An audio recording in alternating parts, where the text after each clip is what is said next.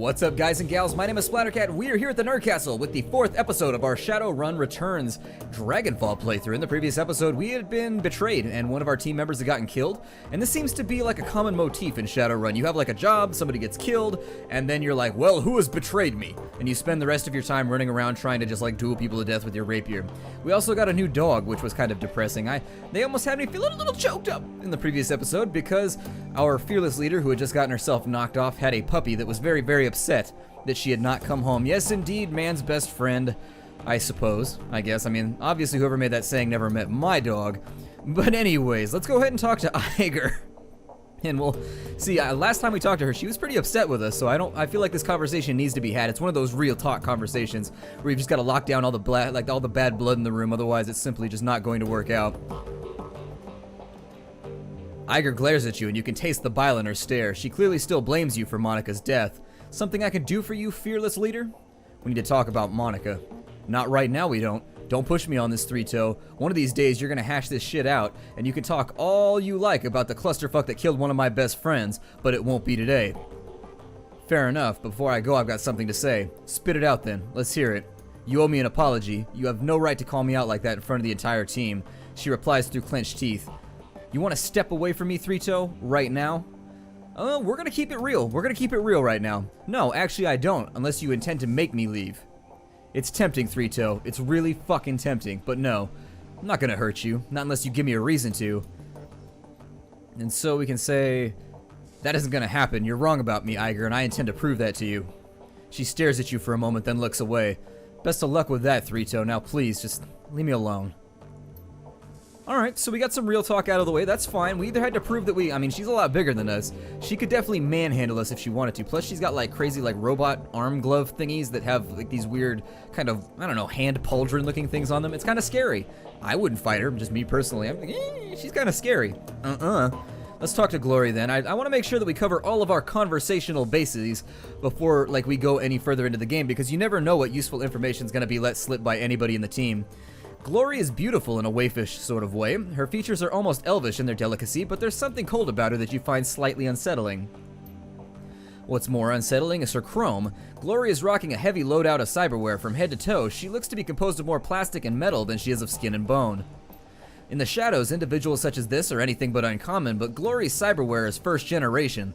All of it. Bulky, invasive, practically museum pieces. This chrome was obsolete before she was even born.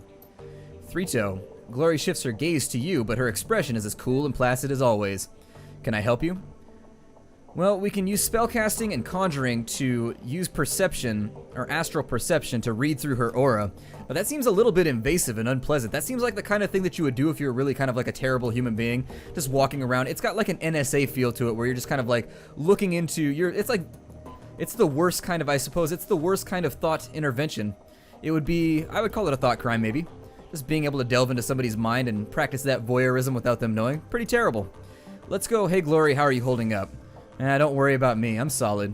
You sure? You look like you're a million miles away. I'll be with you when it counts.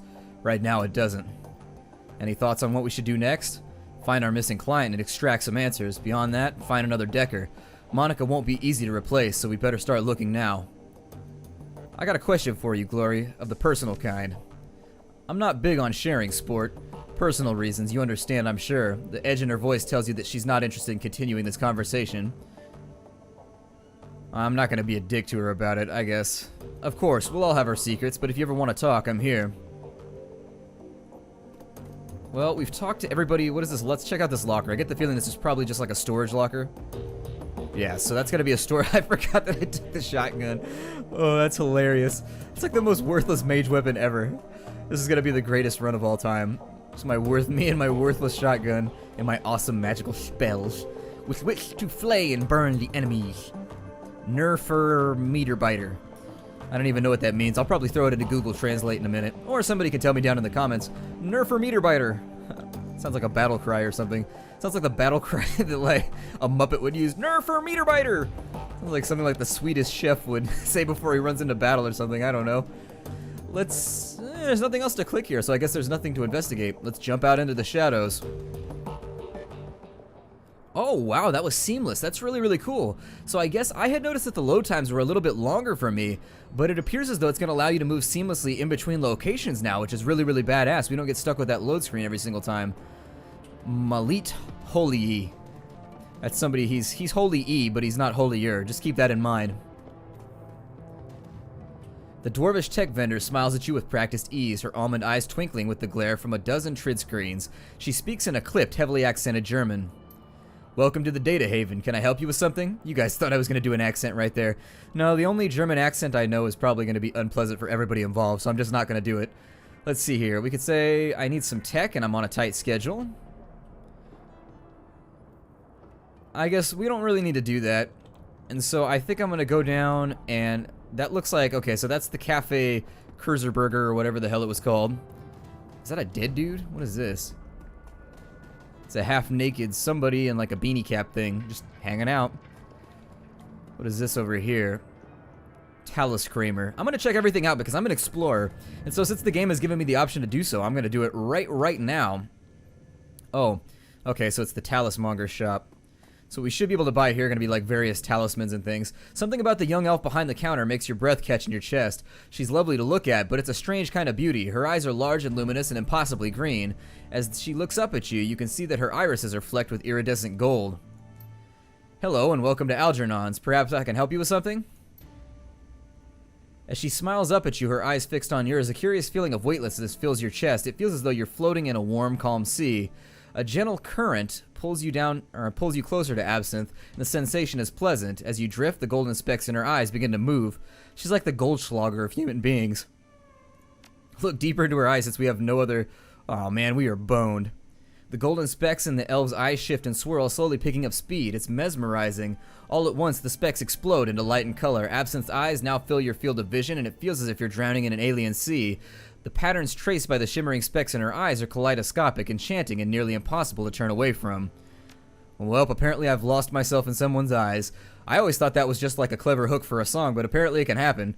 You're lost. The entire world has been reduced to a churning vortex of green and gold. Dimly you become aware that something is happening. You feel your body being buffeted by unseen forces. I thought I said buffeted for a second. I was like, oh, that's really, really bad. And suddenly everything goes black. Slowly and painfully, you struggle your way back to consciousness. The shop's owner, Algernon, is looking down on you, an expression of concern on his face. Absinthe stands near him, her expression one of embarrassment.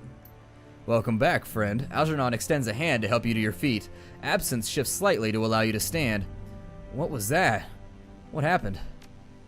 My fault and my apologies. Sometimes when I daydream, I bring others along for the ride. It was unintentional. Sure, but there was no harm done, right? You'll be fine. Yeah, no harm done. If you'll excuse me, I'm gonna go stand in the corner for a while.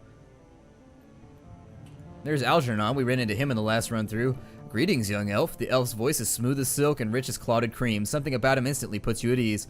I am Algernon Halfdream, the owner of this establishment. In my shop, you'll find only the finest in magical paraphernalia. Now tell me, how may I serve you? I'm not gonna do any, I don't want to spend an entire episode just, questioning people because I know that's probably gonna make for really boring viewing. So, let's see what else is around. Maybe get ourselves into trouble. I don't think anybody's going to attack us in the middle of here. Maybe get ourselves some extra cabbage, just in case. You know, you never know when it's going to be a pleasant time to lock down some fiber in your diet. Always a good plan. There's something that I can manipulate over here, so I'm going to manipulate it. I'm going to manipulate the hell out of it. Tip the dancer? Sure, why not? She's doing her thing out on the corner. I don't judge. You got to do what you got to do in order to make ends meet in this life. Gunari Metbach. I guess we'll just go and let's fill out the entire map. We'll get rid of all the fog of war, and then once we do that, we'll drop on in and figure out what we can about the last run that went wrong.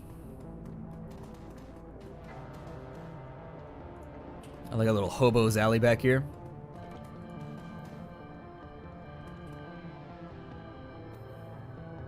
Zach Flash. Is he gonna be a drug dealer? He sounds like either a superhero or a drug dealer. If you've got the cash, old Zach's got the flash. He could be a gun dealer, I guess. This elf has clearly seen better days. His skin is weathered and emaciated as though it's been stretched too tightly over his frame. Track marks line the crooks of his arms and dirty bandages wrap his knuckles. Despite of all this, he seems cheerful enough. The elf fixes his twinkling, bugged-out eyes on yours and offers you a broad smile, displaying a set of impossibly white teeth. When he speaks to you, his voice is surprisingly deep.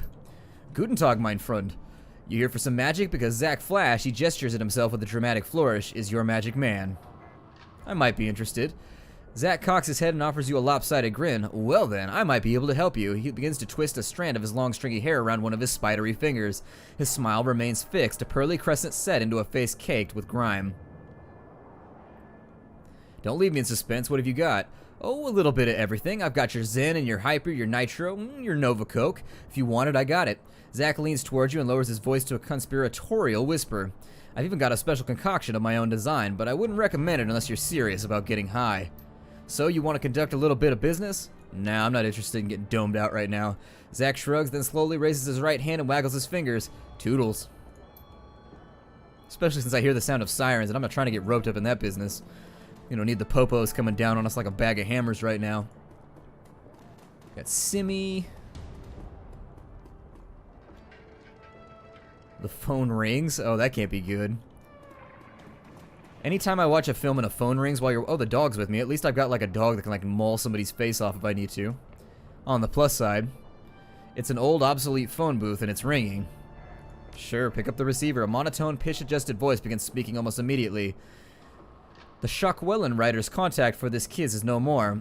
3-Toe is listed as a follow-up contact. This is our only secured line to this Keys. Please listen to the following instructions carefully if you're a supporter of our cause. Who are the Shockwellen writer? The Shockwellen writer is fighting for the freedom and liberty of information in Berlin. The F-state manages many things, but information remains controlled. Corporations keep any information they can under lock and key, silencing dissent, silencing indiscretions, silencing truth. Our goal is to liberate this information so that any who wish to may access it, and so that the F-state can regulate itself based on truth. We are simply a collective of like-minded individuals working towards this cause. We have phone booths in strategic locations throughout the city. Within each one, you may find a request posted for specific information. If you obtain a copy of this information, return here and submit it via the port below the receiver. We will verify the authenticity of the information remotely and post an undoctored copy of it into the Matrix ourselves. It is our stated goal for this information to remain free to all. However, you will be compensated for sought-after information returned to this location. The line goes silent. I'll keep an eye out. The line remains silent. Well, fine then. You're gonna hang up on me and be all rude. Phone etiquette, sir. Phone etiquette. Just a little bit would be nice. Although I guess we're so far in the future at this point, nobody uses phones anymore anyways. Let's go track down Green Winters. And I thought his name was Green Masters. I think I said that, or Green Pastures or something in the earlier episode. Green Winters. We're gonna go talk to him and see if he can help us out.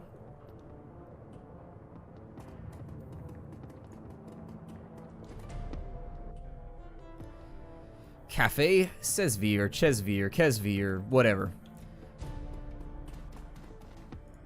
Altug Buruk Ghazi. Let's go ahead and talk to him. The man behind the counter looks right past you and at the dog following close behind. Dante! I'll fetch his water dish and perhaps a coffee for our friend here? Paul Amsel sends his regards. When he hears Amsel's name, the Turk's voice lowers and his accent becomes less exaggerated. His eyes take on a knowing look. Ah, very good. Please express to Herr Amsel my appreciation of his patronage. If he needs any more catering jobs seen to in the future, I'm always happy to provide. I don't want to overstep myself, so I can say that Paul is always pleased to send business that way. But I think I'm going to go with the sure option here. He tells me you're developing a menu for a friend of his now, Herr Winters, I believe. I want to hear all about it. Ah, of course, O wise one. Kami, come. A young woman bustles in from the back room. Her gum chewing is loud enough to hear over the noise of the coffee grinders. Buruk Ghazi spits something out in rapid-fire Turkish.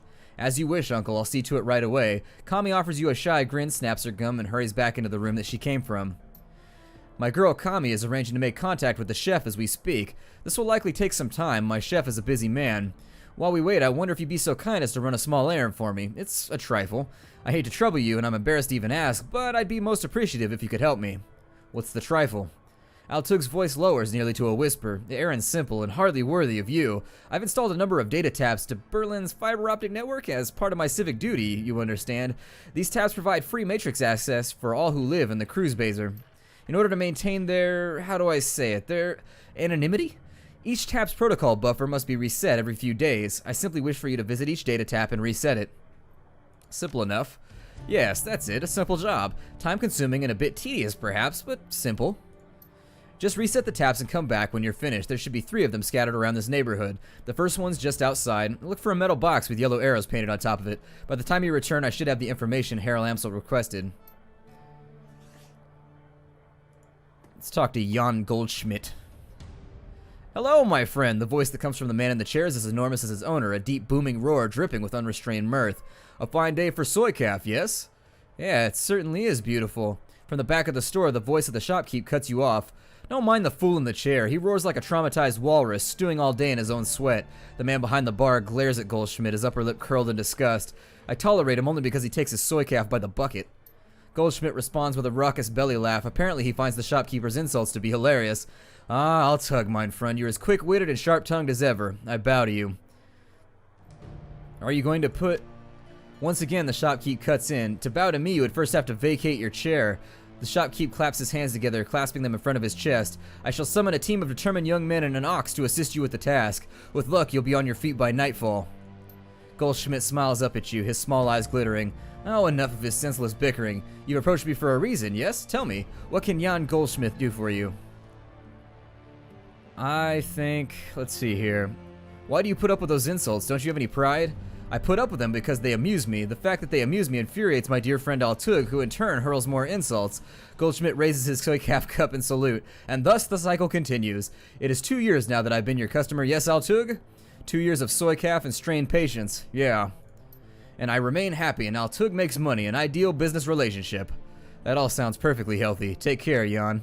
Goldschmidt gives you a deep nod, his jowls quivering. Until next time, my friend. God, he's just trolling. Well, hey, it's NERPS, non-essential role-playing stuff. Or I think that's what the S stands for at the end of NERPS. It's been a while. So there's a data tab. Okay, so there's one right there. And having a look around. I don't know where the others are going to be hidden at. I'm sure they're around. A pair of round eyes peer up at you from under the hood of a grime-smeared winter coat. You recognize him as David, one of the cruise-baser's street kids. If you had to guess, you'd place him in his mid-teens, though it's difficult to tell beneath the grime and acne marring his face. You've seen him following Monica around between runs, chasing her heels like a lost puppy. She always seemed to have a soft spot for the kid. Oh, hoy, Three-Toe, have you seen Monica around? I've been looking all over for her. Fred, I got some bad news for you, kid. The kid blinks in a blank expression on his face. She's dead, isn't she? Yeah, I'm sorry, kid. We all are. Yeah, look, I think I want to be alone right now. There sure are a lot of things that fizzle in the future. I feel as though many of the things here either effervesce or discharge strange particulates that are probably unhealthy to consume, or at least are unhealthy to breathe in. I'm not seeing the second location here that it wants me to check out, and my scroll speed keeps nerfing itself. Like, sometimes the scroll speed is perfectly fine, and other times it just like stops scrolling. It's like, no, we're not going to scroll any further. Not sure why it's randomly slowing down like that. Kind of a strange situation. Other data taps, where are you? I wish to touch you, other data taps. Let me reconfigure your parameters ever so gently.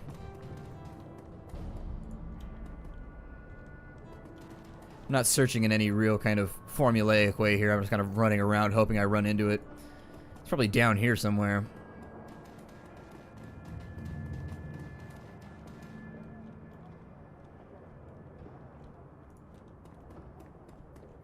Data taps. Well, I guess we're gonna have to walk around in circles, and I guess in the interest of kind of free information, it's something I'm obliged to do, but I don't see anything anywhere. Let me zoom out a little bit. See if I can get a better view of things. Typically, this would be one of those situations where you're running around sort of doing like perception checks and things of that nature. I probably should have gotten better information from him. There's one right there. So apparently they're all hooked up to these little energy or electrical boxes. So we'll keep an eye out for those. It seems to be a better way to be looking around. They may just be cornered up on every single side of the map. There's one right there. There's a lot of buildings here. I wonder if there's going to be any derelicts where we can fight some ghouls. As you were resetting the data tap, you notice that someone has duct taped a small homemade receiver to the system. An earplug dangles from the receiver. I'm going to plug in my earplug. The sound of heavy machinery makes it difficult to hear the words that are being spoken. After a moment, you find you can make out two distinct voices, a nasal woman who sounds like a heavy smoker, and a man who speaks in a high-pitched, breathy tone. You just heard Monica need to verify. Good for us. Continue listening.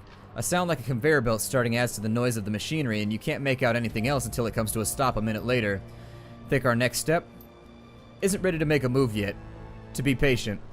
See who steps up. Could be someone more... I'm gonna keep listening. You never know. The conveyor belt starts up. All you can hear is the sound of machinery. Some sort of motorized vehicle starts up, drowning out anything else. A bell rings loudly again and again. It sounds like a telephone. You hear the sound of a door slamming shut, and the noise of machinery is suddenly muffled. There's a rattle of plastic, and the ringing stops. A nasal woman's voice can be heard again in a sing-song tone. Guten Tag, how may I help you? I heard. Yes, he knows. I told him it wasn't time to make a move yet. What do you think I am, an idiot? The council needs to meet again. I know, getting everybody in the same room is challenging. Getting them to agree on a course of action is going to be even worse. From my perspective, the cruise baser is only stable because of her. If she really is out of the way, well, we'll see, won't we? Yeah, I know. What can I say? Things go slow in the flux sometimes. You hear the sound of a door opening again, and the cacophony of machinery fills the line. You can't make out anything more. What is this? I want to enter you. Triage Cyber Clinic. Okay, so this is where we're going to get all of our useful goodies. I may give myself some cyberware in the future, although it is going to hurt our spellcasting skills. In the world of Shadowrun, just explaining the lore as we run back to where we came from, everybody has a minimum essence value, and your essence is how human you are. It's how much of your humanity remains, and every time you remove a body part and replace it with some machinery, guess what? You become less human. Well, magical power is drawn from that essence, and so unfortunately, as you replace parts, your magic gets weaker and weaker. Now, they represent it a little bit weirdly in the video games, but in the tabletop sense, it makes a lot more, well, in the tabletop game, it makes a lot more sense, I guess would be the better way, the more cogent way for me to put that. Let's head back and get the information now that we've done the job for this guy. Kind of an episode in which nothing has happened. But I expected a lot of storyline. That's what happens when you're playing those text-heavy games. What is this? The special today is caramel soy calf. The man behind the counter has the broad smile and open demeanor of a classic Turkish street vendor. Welcome, honored Efendim. I don't know if that's the proper emphasis to put on that. Welcome, and how can Burak Gazi serve you today? Would you like a cup of coffee, perhaps? I finished up the little trifle, Herr Burak Gazi. Ah, very good. I assume you had no difficulties? Easy, just like you said. I'm delighted, oh excellent one, but that out of the way, let's return to our pressing business. He barks at a stream of rapid-fire Turkish, and the gum-chewing young woman comes hurrying out to the counter. The menu for Herr Amsel, uncle. Kami hands you a folded piece of paper. Inside is a memory stick. Please extend my consolations to him. The death of Fraulein Schaefer must have hit him hard. Burak Gazi gives Kami a small nod, and she hurries out of the room. When she's gone, he returns his attention to you. Please express my condolences as well. I only just heard the news. Monica was an important part of this community. He frowns. Few knew how important. The memory stick Kami just handed you should contain all the information Herr Amsel requires from our chef in the field. Should you require my services in the future, you know where to find me. Until then, good day. Alrighty, let's head on back. We've got a little bit of time left in the episode. I am trying to cut these short because I have like this weird thing occurring when I'm basically technical issues, and plus YouTube really likes to punish you for long videos. Just so you guys know, like YouTube really dislikes long videos, and they do all kinds of terrible things to long videos.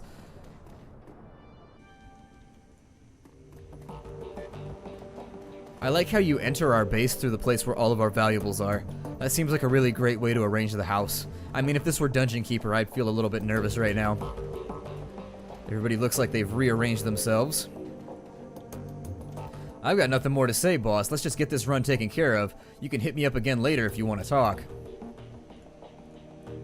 This isn't the best of times. Come back later if you want to talk. Alright, so we're locked into one of those RPG situations where nobody wants to talk to me. Three-toe. Amsel peers at you through a battered pair of wire-rimmed glasses. His eyes are bloodshot and his expression is grim. Did you get the information about Green Winters? I spoke to Al Tug. He gave me his memory stick. Let's see what the agent has to say. Amsel snatches the memory stick from your hand and slots it into his computer terminal. He navigates a series of command line menus and a wall of amber text floods the screen. He scans it, mouthing the words as his eyes flip back and forth. Burak Gazi's agent tailed Green Winters to a hotel in a cesspool of a keys called Drogenkeep. I guess it's Drogenkeepa or something like that, or Drogenkeepa. I can't make that sound. Phonetically, I cannot make that sound. It's one of those weird things. Once you're locked into your phonetic sounds as an adult, it's very difficult to relearn them. The hotel is called Das Kesselhaus. It's a renovated factory nestled deep in the heart of Drogenkeepa. It appears that Winters is holed up there. Recently, there was some contention between two gangs over control of this neighborhood. Due to the gang violence, the agent refused to follow Winters inside of the hotel, but he confirms that he is indeed still inside. Well, what are we waiting for? Iger slings her rifle over her shoulder with a single spare motion. Gear up, people. We have a hotel to raid. Glory and Dietrich pause, exchange looks with Paul. Just a moment, Iger. Ansel rises from his chair, drawing himself to his full height. Even so, he has to crane his neck to look her in the eye. You're an excellent soldier. Nobody questions your competence in the field, but your loyalty to this team is equally commendable. That said, we believe that Three Toe is the right choice to lead the team. There's a long pause before Iger speaks. Then she does, her voice comes out dull and flat. What? Don't mistake this decision for a reprimand. Monica considered your contributions to the team to be invaluable. But we all know that she wasn't comfortable putting a soldier in charge. Iger speaks through clenched teeth, her words are measured and her expression is livid. This is unbelievable. You want to put the rookie in charge. Again. She shakes her head. Don't you people learn from your mistakes? Three Toe is the reason that we're still alive, Iger. He kept us together. It's he that left us out in one piece, or let us out in one piece. Making him your golden boy. She sounds tired, resigned, but above all disappointed. This is more of your flux state idiocy at work, isn't it? Dietrich reaches out and puts his hand on her shoulder. It's what Monica believed in. Iger's voice tightens. For a moment her control slips and her face contorts in grief. Yeah, and look where it got her. Iger straightens to her full height. Let me give you a piece of advice. In the field only two things matter, the mission and survival. Everything else is a distraction. Your ridiculous politics have no place on a Shadowrun. Dietrich manages a smile. What can I say? We're German. We have a history of strong political views. Iger sighs. The tone of resignation returns to her voice. Screw it. Let's put an end to this. I've got the skill and experience to lead this team. Three Toe, on the other hand, was appointed by Monica as a joke. If you'd rather he take the lead, then I'll abide by that, but I want to hear each of you say it. Alright, let's do it democratically. Whatever, that seems to be flux state. I've no quarrel with you, Iger. I'll do as the group wishes. You stay out of this. She stabs an armored finger into your chest hard. The moment she raises her hand to you, Dante's ears lay back and he lets out a low growl. Reflexively, she takes a half a step back. I think we've heard what Dante has to say. As for my part, Three Toe saved our asses back there. You may not believe it, but he did. The way I see it, that means I follow his lead a while longer. Glory's voice is uncharacteristically gentle. I trust in Monica's judgment, therefore I trust in Three Toe's judgment. The discussion is finished, Iger. Amsel speaks softly, but his tone is firm. Three Toe will take Monica's place as the leader of this team.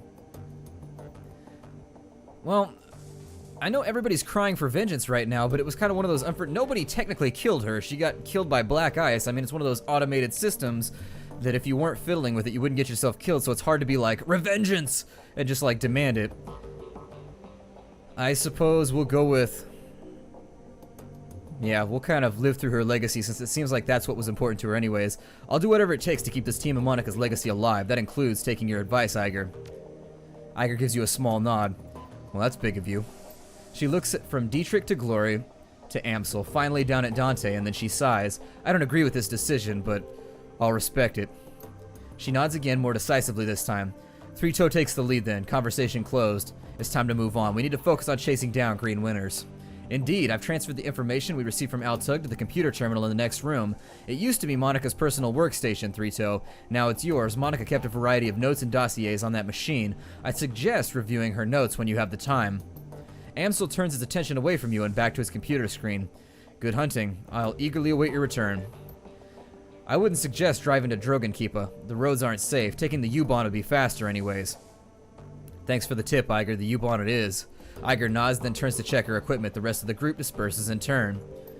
I think I'm going to break the episode. Oh god, you now command a team of Shadowrunners. When traveling to new mission locations, you can choose which members to bring and modify loadouts. When members of your team become permanently incapacitated on a mission, they'll be automatically extracted for emergency medical care. They'll be patched up and ready for action the next time you return to your safe house. Avoid this loss of firepower by always carrying some Pomona trauma kits into the field. Okay, so they've changed up the way the game works a little bit. My name is Splattercat. Thank you for joining me here in the Nerd Castle for another episode of Shadowrun Returns Dragonfall. It's been my pleasure to join you in the world of Shadowrun, and I look forward to seeing you in the next episode. Take care out there, everybody, and take care in the shadows, chummers.